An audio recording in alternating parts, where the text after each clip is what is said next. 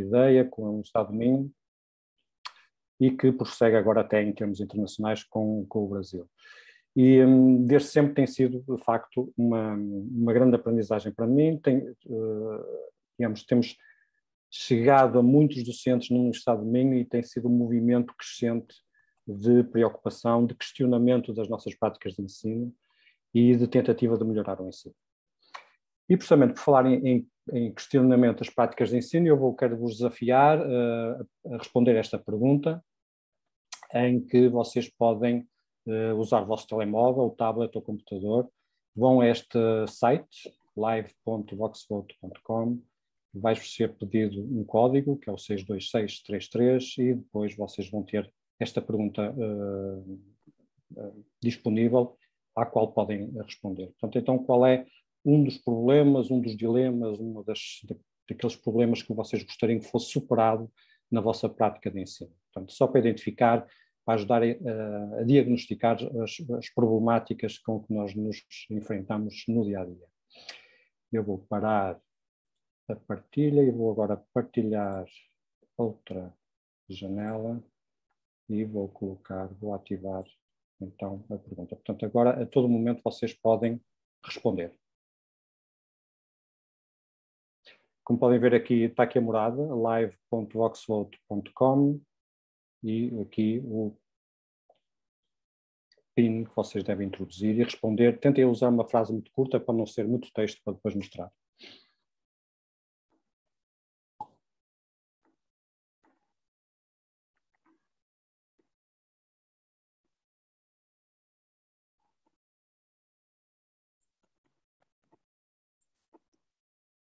Já temos respostas.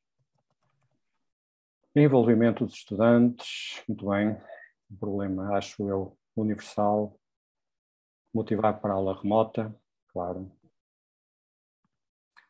As respostas estão a entrar e eu posso fazer a atualização e vamos vendo novas respostas. Motivação, engajamento dos alunos, maior interesse dos estudantes, portanto anda tudo à volta aqui do envolvimento dos estudantes, seja para aulas presenciais, seja para aulas online. Superar o desafio tecnológico é uma barreira, de facto. Mete sempre medo, eu fico sempre um bocado inseguro quando vou aplicar uma tecnologia pela primeira vez. Aquilo pode falhar e quando falha é à frente dos nossos estudantes, portanto ficamos sempre numa posição um bocadinho de aflição, mas com a prática nós vamos ganhando confiança e vamos conseguindo implementar as tecnologias e metodologias também. Como conseguir que o estudante assuma o seu papel ativo? Muito bem. Estratégias de ensino mais atraentes. Portanto, isto vai, no fundo, de encontro ao envolvimento dos estudantes. Nós podemos usar tecnologias, metodologias para tornar as coisas mais atraentes, envolvê-los no trabalho. Personalização com turmas grandes, muito interessante. Eu acho que vou abordar este tema também. Como é que nós humanizamos o ensino, não é? Então, em turmas grandes fica tudo muito impessoal.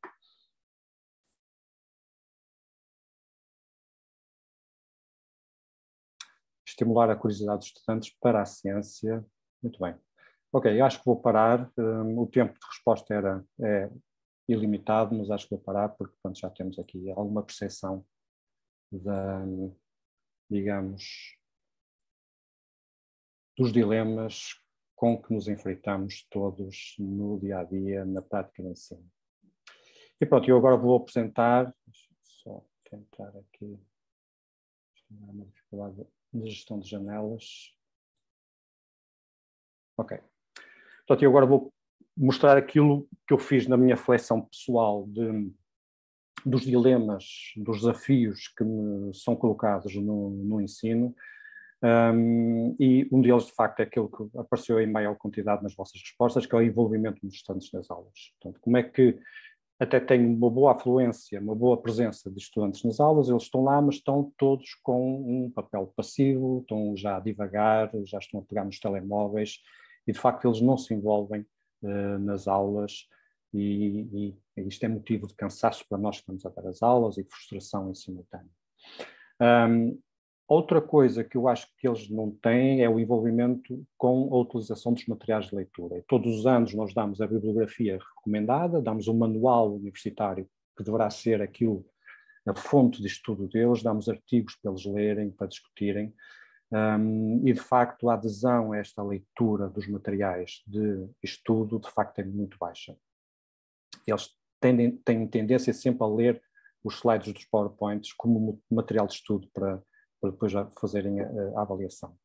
E outra coisa que também surgiu há um bocadinho é a humanização do ensino. Portanto, a presença humana, a proximidade entre professor e estudante entre estudante, no fundo a criação de uma comunidade de aprendizagem que facilitará em muito a liberdade de pensamento e a liberdade de exposição das ideias e de debate de ideias. E com isto nós aprendemos, até nós os docentes, mas essencialmente os estudantes. E pronto, com base nestes desafios que eu sinto no ensino, eu fui à procura de metodologias e de tecnologias que me ajudassem a superar, de facto, estes desafios. Então eu selecionei estas, algumas são metodologias, outras são tecnologias, de facto, como há bocado também vimos, as tecnologias ao serem implementadas criam sempre algum medo, algum receio da minha parte ao implementar pela primeira vez. Criam no estudante também alguma desconfiança, porque vai dar trabalho, eles vão ter que ter algum trabalho. Portanto, há aqui um movimento, uma mudança que, de facto, é sempre motivo de alguma resistência por parte, digamos, de toda a gente. E há aqui maneiras também de tentarmos ultrapassar isso. Então, enumerando, eu usei o Perusall, que promove o envolvimento fora da sala de aula, portanto, envolver os alunos na unidade curricular fora da sala de aula através da utilização de materiais de estudo. Portanto, eles liam os materiais de estudo através desta plataforma. Eu vou depois exemplificar cada uma destas metodologias e tecnologias.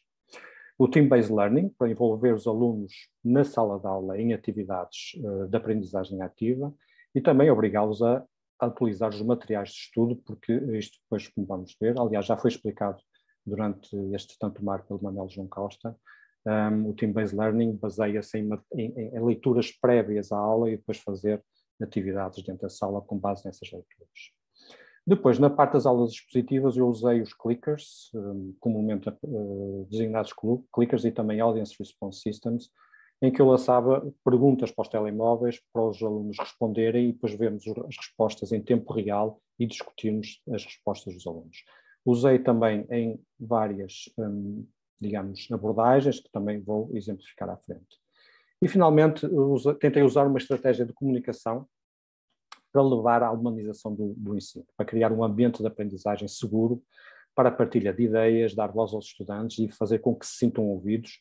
Esta parte final foi muito importante quando entramos em confinamento, porque eles tiveram que ficar em casa, eventualmente começaram a sentir os problemas, muitas vezes, que dentro das famílias às vezes se geram, e é um ambiente totalmente diferente que afetou em grande maneira a aprendizagem e o envolvimento dos estudantes. Então, em termos esquemáticos, estas abordagens, antes de cada aula, portanto, isto foi implementado ao longo de todo o semestre, para estas unidades curriculares, antes de cada aula eu dava uma tarefa no Perusall, que era para avaliação, eles eram avaliados nesta leitura do material nesta plataforma, e durante cada aula começávamos com atividades de Team-Based Learning, e a parte final era uma aula expositiva sobre a matéria que eventualmente não estava coberta pela leitura no Perusall e no TBL, ou então sobre alguma matéria que terá ficado menos clara para os estudantes. Na aula seguinte, passava-se exatamente a mesma coisa. Todas as aulas obedeceram este esquema e, ao longo de todo o semestre, eu tentei implementar uma estratégia de comunicação de proximidade para que os alunos, de facto, aderissem a este sistema, porque, de facto, eu senti alguma resistência, sinto todos os anos alguma resistência, porque, de facto, isto leva a mais trabalho e uma alteração da rotina diária das aulas e estas resistências são perfeitamente naturais. Eu esqueci-me de falar há bocado, se tiverem dúvidas podem questionar tanto pelo chat ou Q&A, que depois poderemos recuperar essas questões para discutirmos. Portanto, então, em termos de comunicação, o que é que eu usei? Eu li alguma literatura, tentei ver alguns pontos que poderiam ser úteis nesta estratégia de comunicação com os estudantes e posso resumir, digamos, toda a estratégia nestes pontos que aqui apresento. Em primeiro lugar, ser explícito, explicar claramente as metodologias e tecnologias a aplicar. Portanto, nós temos que explicar muito bem como é que funcionam, o que é que são, como é que foram, como é que surgiram, e estar sempre disponível para qualquer dúvida, porque vão sempre surgir dúvidas ao longo do semestre sobre a utilização destas tecnologias. Simultaneamente, justificar o uso das metodologias, não é porque eu gosto, não é porque a mim me facilita a vida como docente, mas isto é para os estudantes. Portanto, o ensino é centrado nos estudantes. Portanto, e coisas como vou usar o TBL porque já foram publicados estudos que mostram que o TBL aumenta a aprendizagem através da promoção da capacidade de análise, utilização de argumentos, etc, etc, etc. Portanto, há aqui uma razão para usar metodologias diferentes e tecnologias diferentes, e a razão é, de facto, a aprendizagem dos estudantes. Depois, para os envolver, é criar expectativas aos estudantes. Portanto, eu posso embrulhar agora aquela justificação do uso do TBL como metodologia nas aulas. Eu posso dizer a mesma coisa, porque já foram publicados estudos que mostram o aumento da aprendizagem, a utilização de argumentos no debate de trabalho colaborativo, que são qualidades fundamentais de grandes cientistas, como vocês serão um dia depois de fazerem doutoramento, ou até durante a vossa tese de doutoramento. Portanto, criar as expectativas de futuro em que as atividades em que eles vão executar agora nas aulas lhes serão úteis para depois serem melhores profissionais na indústria, na investigação, seja onde for. Depois, começar devagar, portanto, eles ficam assustados, eu próprio fico assustado, e então nada melhor do que fazer uma primeira experiência sem valer, sem ser para avaliação, devagar, ouvir como é que eles se sentiram, quais foram as dificuldades, e depois adaptar as metodologias e tecnologias de acordo com as respostas, digamos, o feedback que vamos recebendo e da nossa experiência. Portanto, isto é muito importante e convém sempre adaptar, porque também, deste modo, nós ganhamos confiança por parte dos estudantes, porque eles sentem que eu estou atento às suas queixas e que estou disposto a fazer mudanças nas metodologias e tecnologias.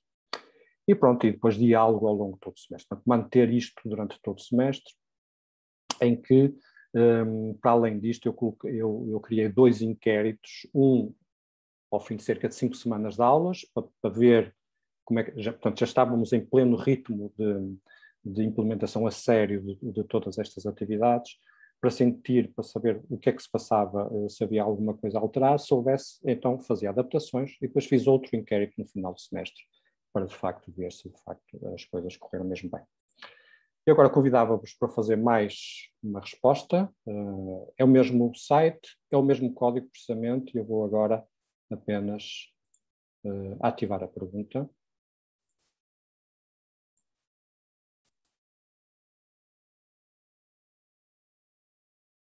Tenho a impressão que me enganei aqui na janela. Exatamente, agora que acertei. E a pergunta agora é: qual é a percentagem de estudantes que leem a bibliografia da unidade curricular de cada um de vocês? Portanto, qual é a vossa estimativa sobre a utilização da bibliografia recomendada da unidade curricular que vocês lecionam? Já têm a pergunta disponível, já podem responder.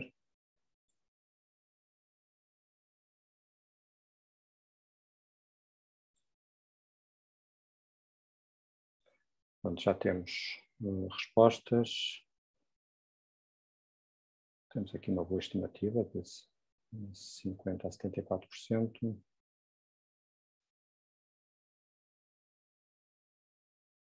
Do intervalo a 75% a 99% de estudantes ainda não temos nenhuma resposta.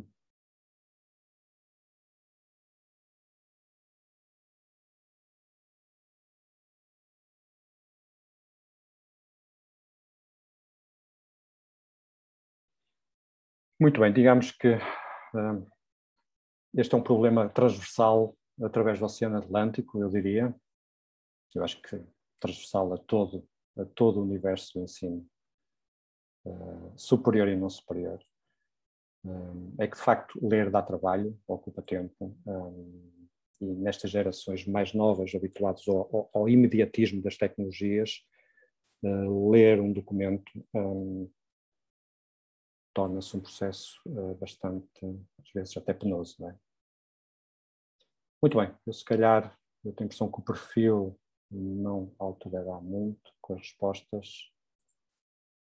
Eu se calhar passava então agora para... Podem continuar a responder, que eu ainda não fechei a pergunta. Eu agora passava para a apresentação.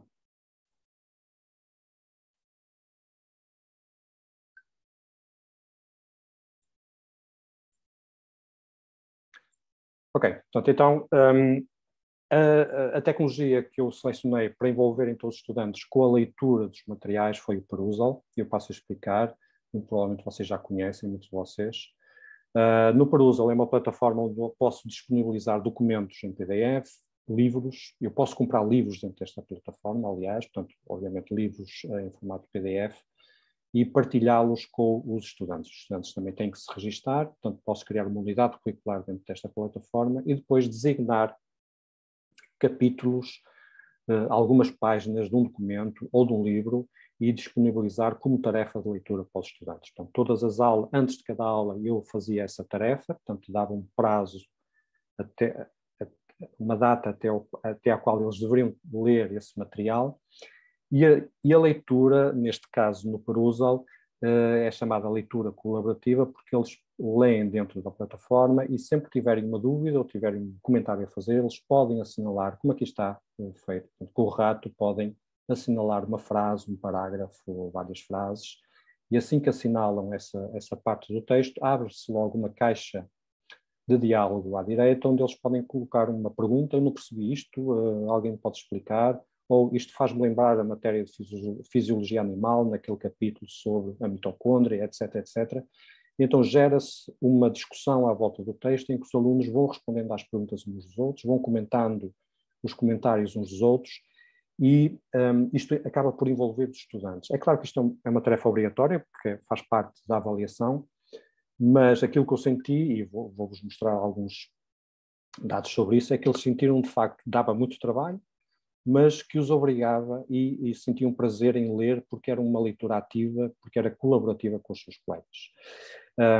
Depois, isto depois tem outros detalhes, portanto, no que diz respeito à avaliação, que não podemos discutir mais à frente, mas isto de facto envolvia os estudantes na leitura dos materiais, e que depois, portanto, antes de começar cada aula, eles já tinham a leitura toda feita sobre essa aula. Então, era aí que eu depois implementava o Team-Based Learning, em que, portanto, como já foi mostrado esta semana, há uma atividade prévia à aula de leitura de uma, digamos, da parte da matéria dessa aula, portanto, e então foi aí que usei o Perusall, e depois no início de cada aula começava-se por um teste individual, entre 20 a 30 minutos, que é um teste de escolha múltipla, com cerca de 10 questões, e cada aluno respondia individualmente. Logo a seguir formavam-se grupos de trabalho e que depois resolviam o mesmo teste. Desta vez, obviamente, a resposta teria que ser tinham que arranjar um acordo para chegar à unanimidade para a resposta. Portanto, se houvesse perguntas em que houvesse divergência nas respostas, teria que haver discussão. E, de facto, havia bastante discussão, muito animada, nestes grupos de resposta do TBL. Depois desta parte, então, fazia-se a correção. Portanto, eu projetava o teste e depois discutíamos em conjunto todos a correção do teste. Se eventualmente depois alguma parte da matéria, mesmo assim eventualmente terá ficado menos clara, ou alguma matéria não estava englobada na atividade de leitura antes da aula, havia então a parte de exposição nessa parte final. Eu devo dizer, portanto, principalmente no confinamento tínhamos aulas de 3 horas, aulas teóricas de 3 horas, que é de facto muito penoso em termos de comprimento temporal. Estas aulas passavam num ápice, portanto, num abrir e fechar de olhos, porque as atividades eram diversas, eles envolviam-se de tal maneira no TBL que as aulas passavam muito rapidamente, sem ninguém se sentir aborrecido. Na parte expositiva, então, havia a exposição da matéria, e para animar, para quebrar o ritmo de uma exposição monótona, então eu usei os telemóveis, através da tecnologia de Audience Response Systems, em que tipicamente, isto é o esquema de uma aula típica, eu fazia uma exposição de uma parte da matéria, interrompia, portanto, talvez uns 15, 20 minutos, interrompia, lançava uma questão pelo sistema que vocês experimentaram há bocadinho, para os telemóveis. As respostas eram depois projetadas num ecrã na sala de aula e depois discutíamos as respostas dadas, a linha, porque é que esta linha é errada, porque é que esta linha é correta, e deste modo nós revíamos a matéria que tinha sido acabada de dar, e deste modo também, através do lançamento das questões para os telemóveis com resposta anónima, os estudantes refletiam sobre a matéria que tinha acabado de dar e não tinham medo de responder porque não se expunham se eventualmente falhassem a resposta ou estivessem muito inseguros. Portanto, respondiam na mesma porque, de facto, não havia maneiras de identificar que uma tomada de resposta era de um determinado aluno. A parte seguinte da aula era exatamente a mesma coisa. Portanto, e nesta cadência, de algum modo, eu conseguia quebrar aquele ritmo monótono de exposição contínua em que os estudantes, a certa altura, vão, obviamente, perdendo o interesse pela aula. Havia algumas variações que foram introduzidas de vez em quando, usando os Audience Response Systems. Isto foi um caso que me aconteceu de uma aula de genes e genomas, por acaso de uma aula teórico-prática, em que falei de eletroforese em gel de agarose. Então eu projetei este gel, que é uma análise em gel de agarose de DNA genómico, e salientei estas duas amostras, a A e a B, e a pergunta foi qual é a amostra de DNA genómico que apresenta degradação, se é A, se é B. E as respostas foram estas, quando lancei a pergunta, eu projetei as respostas e em vez de dizer, analisar a linha a linha, qual é correta, qual é errada e porquê é errada, porquê é correta, como havia um empate técnico, havia uma divergência de igual magnitude em toda a audiência, eu decidi não revelar a resposta e pedir aos alunos para convencerem, durante um minuto, convencerem o colega do lado de que a sua resposta era correta, para depois relançar a pergunta e eles responderem depois dessa discussão. Gerou-se logo muito barulho na aula, mas não era a falar de futebol, nem da série de televisão, era a falar da matéria, porque é que é A, porque é que é B, portanto, uma grande discussão sobre a matéria que estava em causa, e depois desse minuto eu lancei a pergunta e as respostas depois inclinaram-se, de facto, para a resposta correta. Eu brinquei logo com eles, portanto, é uma maneira também de salientar o esforço e o trabalho deles, que eles eram melhores professores que eu, porque eles, de facto, conseguiram, através da sua discussão, convencer os colegas para a resposta correta. Outra maneira de usar os Audience Response Systems é lançar perguntas como esta que há bocado lancei. Ela ainda está aberta, vocês ainda podem ir respondendo, quem ainda não respondeu, é lançar no fim da aula uma pergunta que é aquela que muitas vezes lançamos em direto para a audiência e que praticamente ninguém responde. Se alguém tem dúvidas, ninguém vai se expor perante os colegas a dizer que tem dúvidas, então eu lançava qual é a parte da matéria da aula teórica de hoje que percebi menos e deixava esta pergunta aberta durante o dia todo. Portanto, os alunos iam para casa ou iam para as outras aulas e quando chegavam a casa, eventualmente ao fim do dia, podiam responder ainda esta pergunta com o seu telemóvel. Não tive muita adesão a estas perguntas, mas tive sempre alguns alunos que respondiam. Okay?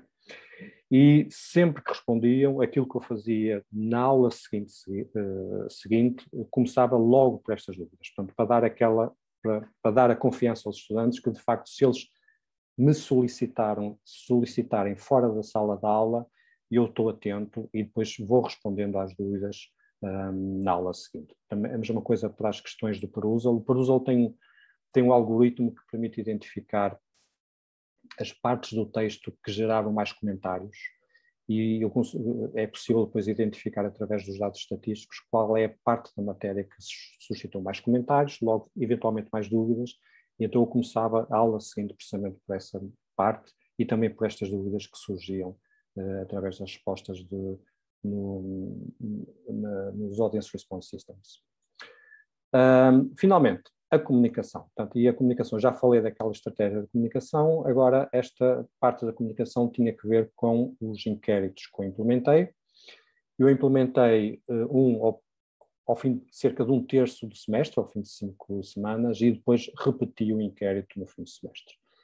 Estão aqui algumas das questões para dar exemplo. Portanto, uma delas é a matéria das aulas teóricas, é fácil de acompanhar, portanto, uma escala de Likert, portanto, de não concordo até concordo muito. Eu tive um aumento considerável da percentagem de respostas, digamos, no espectro favorável de concordância com a facilidade de acompanhamento das aulas, isto na unidade curricular de genes e genomas. Nas teórico-práticas as coisas mantiveram-se mais ou menos iguais, nas práticas eu, portanto, não fiz estes sistemas, portanto, não questionei. Na unidade curricular de biologia molecular as coisas não sofreram muitas alterações após 5 semanas até ao final do semestre, mas as respostas eram sempre claramente, tendencialmente, para a parte, digamos, de concordância com a facilidade de acompanhamento das aulas. Aqui, em termos percentuais, no topo superior da escala as coisas não mudaram muito, mas o perfil mudou um bocado para aumento de respostas em que concordam totalmente com a facilidade de acompanhar as aulas. Depois tinha outras questões dirigidas mais para problemas relacionados com o confinamento. E reparem, problemas de ligação à internet mantiveram-se ao longo de todo o semestre. Há pessoas que têm medo, vivem em zonas mais remotas. Aqui no Minho, aqui à volta de Braga, nós temos há muita dispersão da população e há muita gente que vive mais ou menos isolada, e então o acesso à internet é mais difícil. Coisas como gerir o tempo em relação às tarefas, aqui está interrompido, em relação às tarefas caseiras, ou seja, ajudar os irmãos, ajudar os pais a arrumar as casas. Portanto, isto interferiu ao longo do semestre no trabalho dos estudantes. Gerir o tempo em relação às outras unidades curriculares, porque de repente todos os docentes começaram a dar trabalhos de casa e foi de facto difícil para os estudantes gerirem. Portanto, isto permitiu-me depois adaptar-me também, de modo a aliviar estes componentes digamos, nas suas atividades de ensino. Este aqui é muito interessante, que é ânimo para trabalhar por estar confinado em casa e longe dos amigos, portanto ter pouco contacto social. Depois, há vantagens também de aulas online, a comunidade para estar em casa, é ótimo estar em casa, ter a comida caseirinha para comer. Este é muito interessante, que é a rapidez de comunicações com o professor, que de início era baixinho, mas depois no fim melhorou bastante. Portanto, de algum modo a minha estratégia de comunicação parece ter funcionado. Depois a possibilidade de trabalhar com tecnologias que são atrativas para aquela faixa etária também foi relativamente elevada e aumentou bastante ao longo do semestre. E este componente é interessante também porque o facto de estarem isolados dos colegas também foram menos perturbados, eventualmente, por alguma atividade social por parte dos colegas, e isto permitiu-lhes dedicarem-se mais aos estudos. Noutra unidade curricular o perfil foi muito semelhante, portanto eu avanço um bocadinho mais, e depois havia uma parte de respostas abertas, em que eles disseram coisas muito interessantes, nomeadamente em termos de trabalho, ocupa-nos muito tempo extra aulas, que é verdade, portanto, isto ao sabermos isto, permite-nos depois aliviar um bocadinho estas tarefas, dispersão da concentração, porque há muitas plataformas, muitas metodologias, várias contas em plataformas diferentes, depois obriga a gerir passwords, portanto isto causa alguma confusão. Aspectos técnicos como esquecer da atividade, isto foi uma aluna, eu por acaso, pronto, dá para identificar porque era aluna brasileira, para verificar de facto se havia novas atividades nas plataformas, e para quem tem pouco acesso, um acesso eficiente à internet, torna-se difícil de gerir isto. Vantagens, em termos de interação, portanto, participação nas aulas, ajuda a manter a matéria em dia, dinamizar a aula, tornando-a menos monótona. Para quem não costuma ter tão à vontade para falar em público, isto possibilita os estudantes participar, para os estudantes mais tímidos, concentração e foco na aula, discussão entre colegas, quebrar o ritmo da aula, depois na aprendizagem, permite fazer checkpoints para nos irmos percebendo se estamos a acompanhar a matéria ou não, questionar a matéria, contactar com a matéria antes da aula, aprendizagem mais autónoma, porque isto obriga-os a ler e depois também a refletir sobre a matéria, perceber o que é que os meus colegas acham sobre determinada questão e debater ideias, mais interação aluno-professor, em especial para aqueles que são mais calados. Portanto, tudo coisas muito interessantes.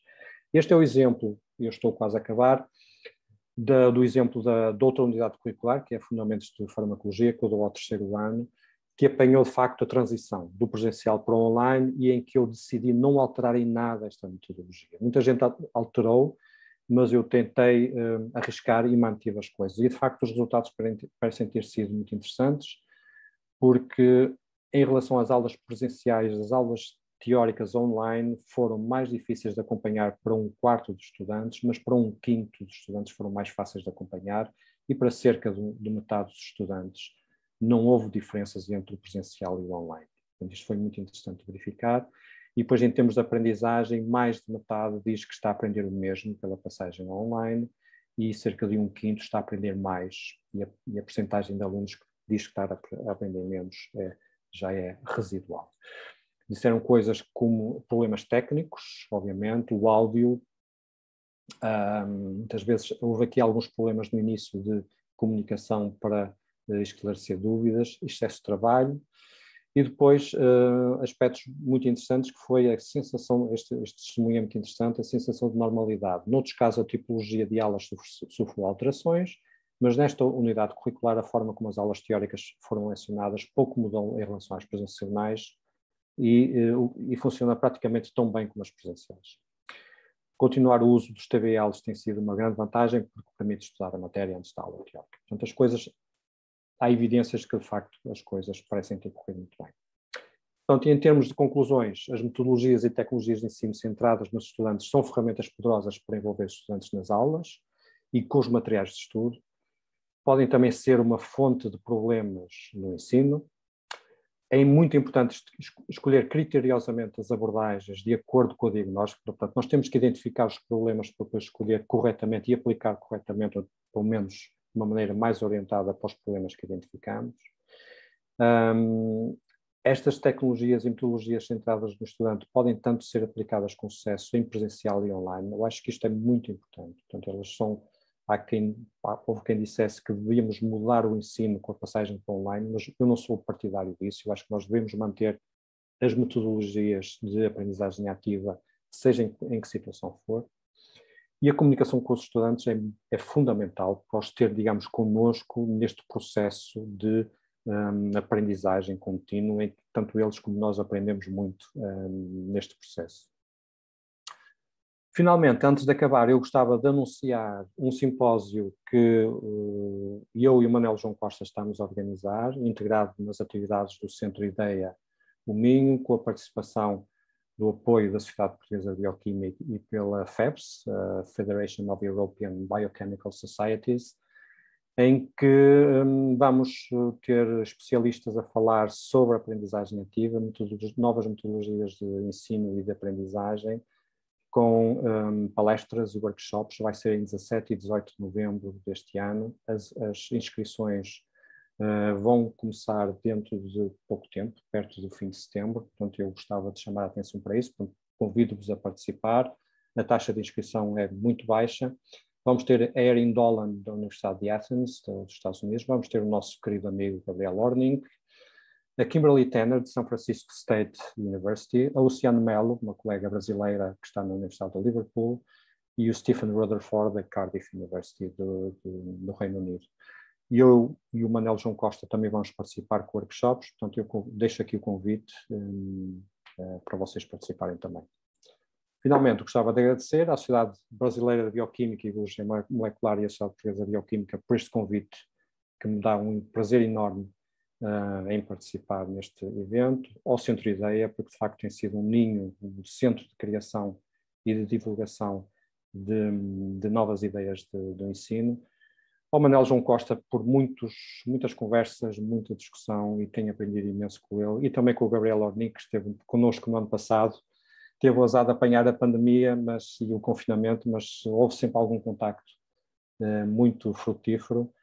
E claro, aos estudantes, com quem aprendo todos os dias e que dão sempre um feedback imediato, que é uma enorme satisfação ouvir a sua também satisfação pelas atividades que implemento. Eu gostava também de saudar, obviamente, toda a audiência, e quem me ouvir em modo assíncrono, que podem me contactar, está aqui o contacto, eu estou disponível para discutir tudo o que quiserem, e agora também estou disponível para as vossas questões.